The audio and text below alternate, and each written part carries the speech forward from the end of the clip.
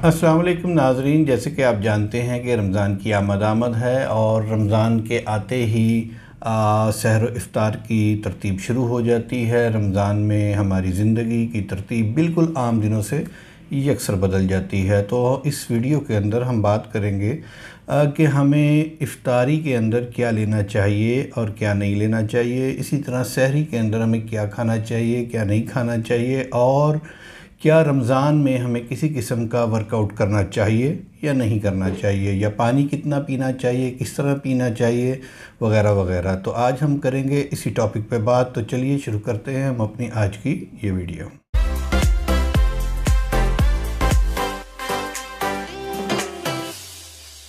नाज़रीन कराम, जैसे कि आप जानते हैं कि रमज़ान का महीना बड़ी बरकतों का और बड़ी रहमतों की सातों का महीना होता है। इस महीने के अंदर हम अपने जिस्म से, अपनी रूह से हर किस्म की बीमारियों को, रूहानी बीमारियों को दूर करते हैं। तो क्या इस महीने के अंदर हम जिस्मानी बीमारियों को भी अपने आप से दूर कर सकते हैं या नहीं कर सकते हैं? यकीनन ये रमज़ान का महीना हर लिहाज से हमारे लिए बहुत फ़ायदेमंद है।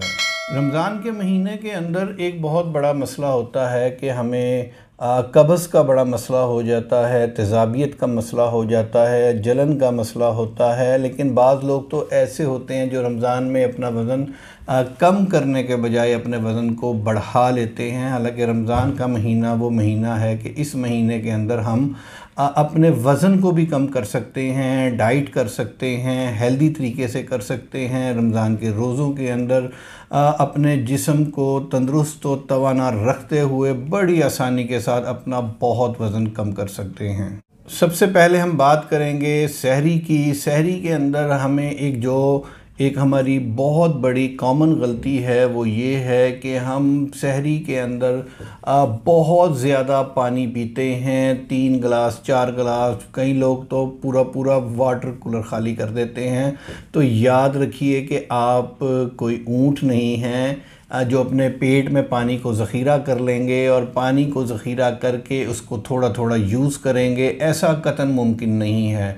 हमारा जिस्म का तरीक़ाकार ये ठीक है कि हमें हाइड्रेशन का प्रॉब्लम होता है, तो उसी प्रॉब्लम से बचने के और बहुत सारे तरीके हैं।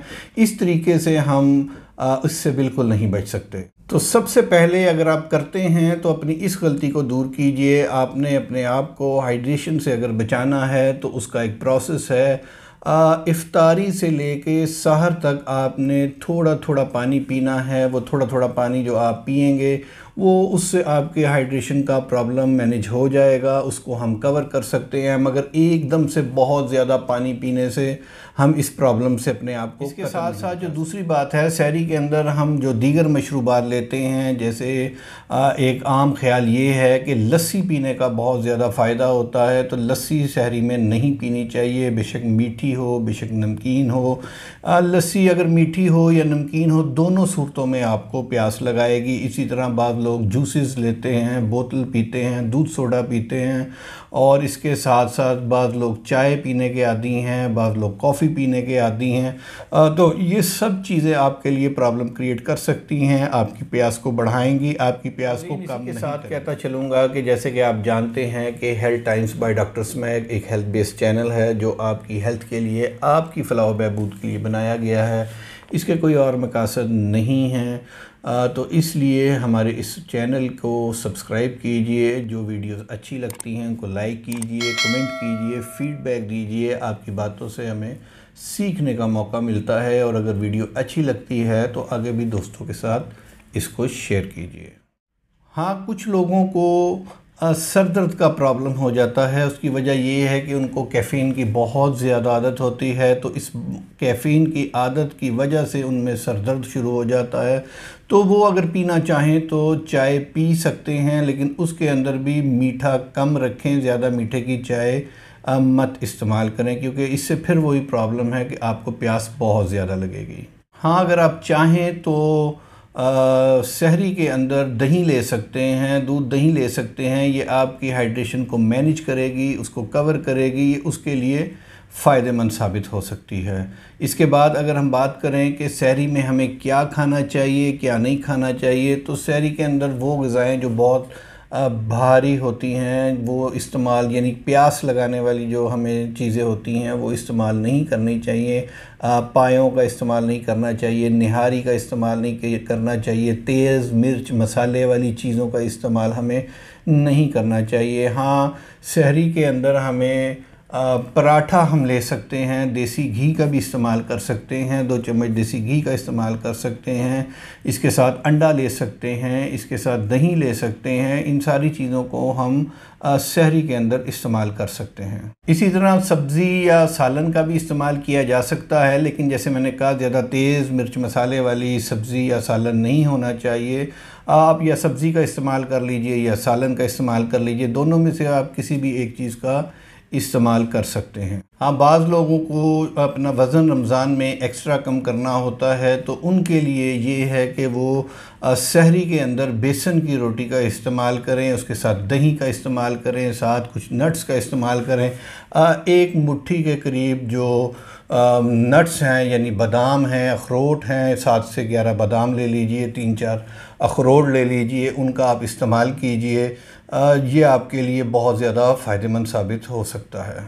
नट्स ओमेगा 3 का बेहतरीन सोर्स है और इसके इस्तेमाल करने से हमें फीलिंग ऑफ फिलनेस रहती है, हमें ऐसा महसूस रहता है कि हमारा पेट भरा रहता है। इसमें गुड कोलेस्ट्रॉल होता है जो हमें बहुत ज़्यादा फ़ायदेमंद होता है रमज़ान के अंदर ख़ास तौर पे। और इसके साथ साथ तुख्म बलंगा होता है, उसको पानी में भिगो दें, कुछ घंटे भिगा रहे, जब वो फूल जाए तो उसका भी आप इस्तेमाल कर सकते हैं। उसका इस्तेमाल करने से भी आपको फीलिंग रहेगी इस चीज़ की कि आपका पेट भरा हुआ है और आपको ज़्यादा देर तक आपका दिन अच्छा गुजरेगा। याद रखें, मशरूबात में जो मैंने कहा है, आप इन मशरूबात को अपने जहन में रखें। बहुत ज़्यादा मशरूबात का इस्तेमाल मत कीजिए, चीनी का इस्तेमाल मत कीजिए, शहद का इस्तेमाल मत कीजिए।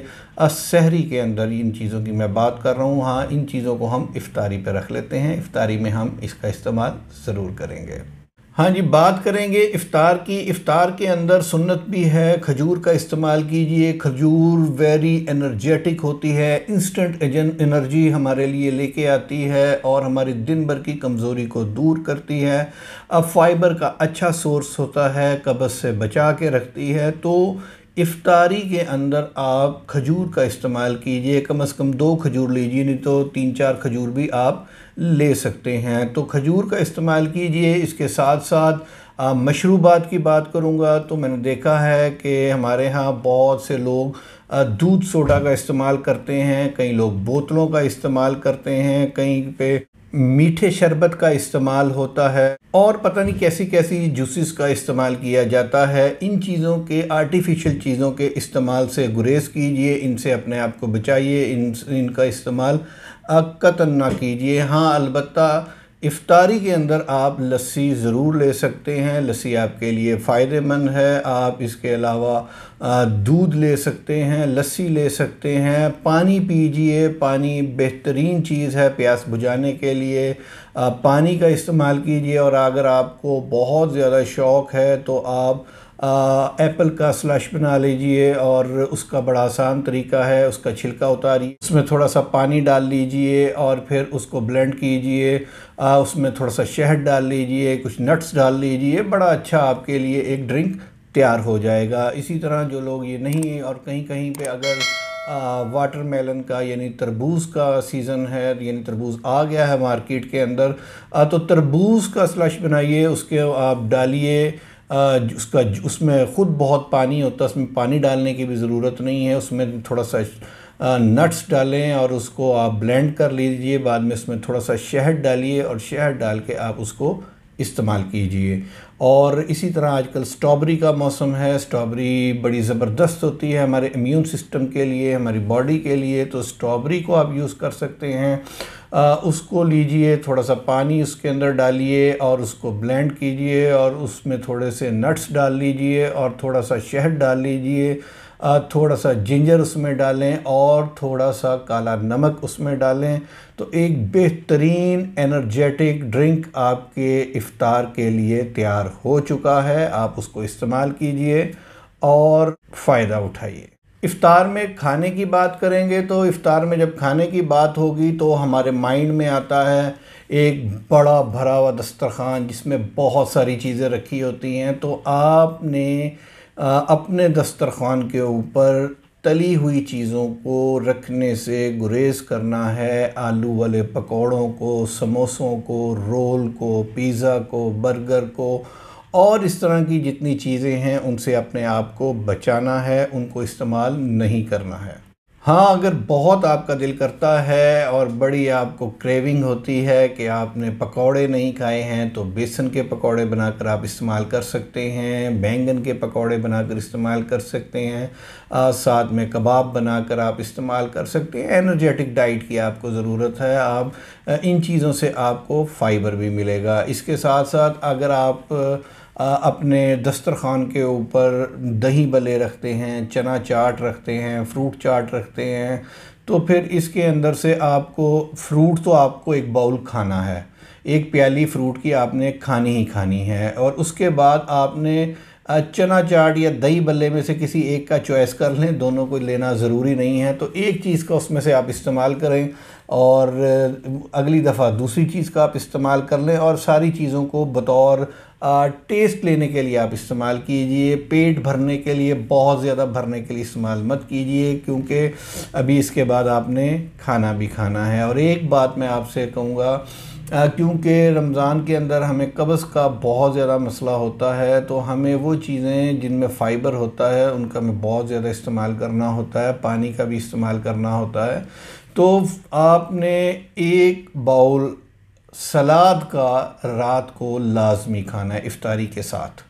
इफ़्तारी के साथ एक बाउल आपने सलाद का लाजमी खाना है। इसको अपने दस्तरख़्वान का आपने हिस्सा बनाना है, इसको लाजमी इस्तेमाल करना है और इससे आपने कतन इसको आपने छोड़ना नहीं है। इसके अलावा आप गोश्त खा सकते हैं, आप दाल खा सकते हैं। आपको प्रोटीन चाहिए, आपने प्रोटीन लेनी है। चावलों से अपने आप को बचाइए, चावल मत इस्तेमाल कीजिए। बड़ा दिल करे तो थोड़े से 10-12 चम्मच आप चावल ले लीजिए, वैसे ज़रूरत नहीं है आपको।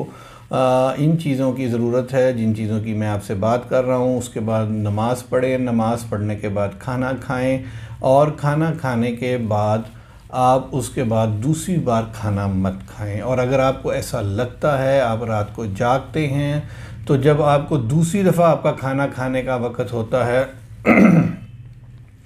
जब आपका दूसरी दफ़ा खाना खाने को दिल करे तो उस वक़्त के लिए सलाद को रख लीजिए, उस वक़्त आप सलाद को खा लीजिए और खाने को दूसरी दफ़ा आप मत खाइए। याद रखिए कि 2 बार खाने से आपका बॉडी में ख़ुराक की मिक़दार ज़्यादा हो जाएगी, ओवरलोड हो जाएगा। आपको इफ़्तार तो आपने कर लिया, खाना खा लिया, फिर खाना खा लिया, सहरी में आपके लिए प्रॉब्लम हो जाएगा। और पानी, जैसे मैंने आपसे कहा है कि अगर आप हाइड्रेशन का आपके दिमाग में कोई ख़ौफ़ है कि मुझे ना हो जाए, तो उसके लिए आप इफ़्तार से सहर तक थोड़ा थोड़ा पानी पिएं और सहरी के अंदर 1 से 2 गिलास पानी पीजिए और उससे ज़्यादा पानी का इस्तेमाल मत कीजिए। अब अगर बात करें फ़िज़िकल एक्टिविटी की, तो फ़िज़िकल एक्टिविटी के लिए रमज़ान के अंदर, जैसे आप जानते हैं कि हमारे यहाँ पे एक रूटीन है कि रोज़ा रखने के बाद किसी दूसरे काम को करने को हमारा दिल नहीं करता, हम करते भी नहीं हैं। तो ज़्यादा टाइम हम सो के या आराम में गुजार देते हैं। सारा दिन ज़्यादा से ज़्यादा उठे, नमाज अदा की और फिर जाकर लेट गए या टीवी वगैरह देख लिया, मतलब कोई फ़िज़िकल एक्टिविटी नहीं होती है। तो फ़िज़िकल एक्टिविटी का बेहतरीन वक़्त है इफ़्तार से कुछ देर पहले आप थोड़ी सी वॉक कीजिए, और अगर आप उस वक़्त नहीं कर सकते तो सहरी से कुछ देर पहले आप वॉक कीजिए। और अगर इन दोनों टाइमों के दरमियान मुमकिन नहीं है तो रात के खाने के कोई 2-3 घंटे के बाद, यानी रात को 10-11 बजे के साथ आप थोड़ी सारी वॉक कीजिए, थोड़ी सारी स्ट्रेचिंग कीजिए, अपने जिस्म को थोड़ा सारा एक्सरसाइज के अंदर लेके आइए। ज़्यादा मशक्क़त वाली एक्सरसाइज करके अपने जिस्म को मत थकाइए। इसी तरह नमाज फ़जर के बाद फ़ौरी तौर पे मत लेटिए, बल्कि थोड़ी सी वॉक कीजिए और उस वॉक के करने के बाद आप घर आके रेस्ट कीजिए। तो नाज़रीन, ये जो हमारी आज की वीडियो है, इस वीडियो के अंदर हमने आपसे यही बताया है कि इस डाइट प्लान के ज़रिए इस तरीके के साथ आप रमज़ान में ना सिर्फ अपना वज़न कम कर सकते हैं बल्कि बहुत सारी बीमारियों से अपने आप को बचा सकते हैं। जो आपको पहले से बीमारियां हैं उनमें भी कमी लेके आ सकते हैं। मैंने पराठे का ज़िक्र किया था सहरी के अंदर। जिन लोगों को कोलेस्ट्रॉल का प्रॉब्लम है अब वो इसका इस्तेमाल मत करें या अपने डॉक्टर की हिदायत के मुताबिक इस्तेमाल करें, मगर जिनको नहीं है वो पराठे का इस्तेमाल सहरी में ज़रूर करें। मुझे अपने होस्ट डॉक्टर सैयद महबूब अहमद गिलानी को इसी के साथ इजाज़त दीजिए। आप सब हज़रात का वीडियो देखने का